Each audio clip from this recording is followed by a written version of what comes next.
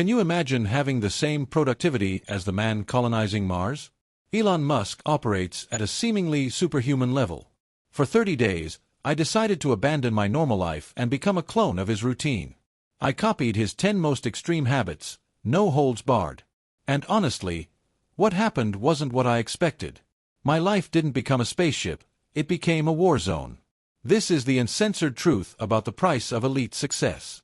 The first habit I implemented was time boxing.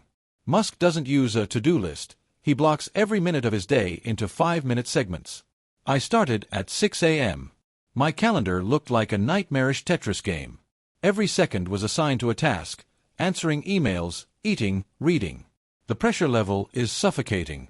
There's no time to think, only to execute.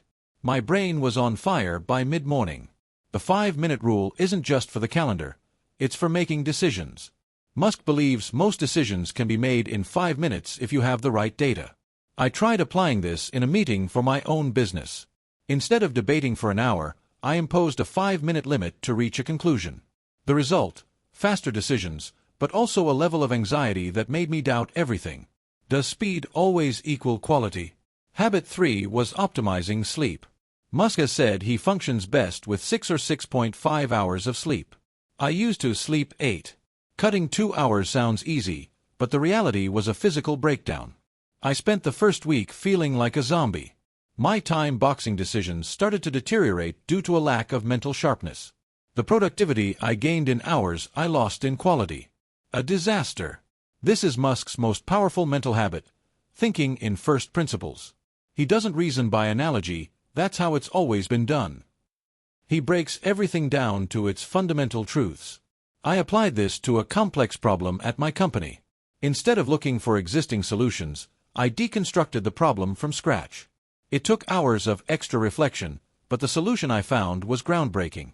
I gained mental clarity, but lost physical energy due to lack of sleep. Multitasking is a myth, but Musk does contextual multitasking. He answers technical emails while in financial meetings. I tried this, responding to critical messages while managing a project. My brain melted. I realized that Musk can do this because he has massive systems and support teams that filter information. For a mere mortal without a 10-person team, this is a recipe for burnout and mistakes. I reached the middle of the month and was wrecked. I was executing faster than ever, but my personal relationships were evaporating, I was constantly irritable, and my health was deteriorating.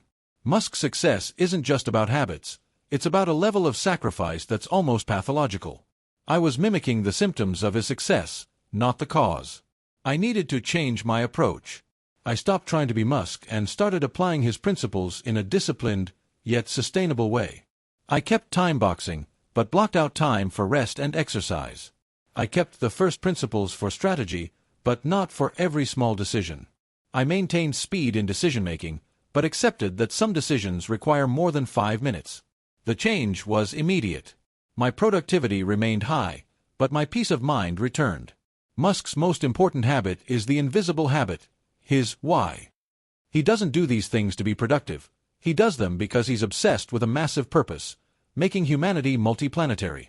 Without a purpose bigger than your own exhaustion, these extreme habits are unsustainable.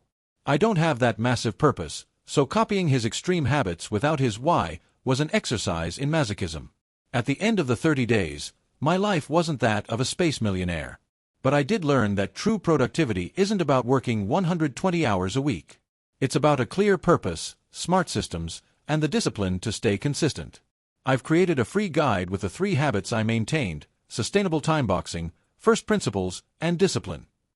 You can download it from the link in the description. And you? What's your why?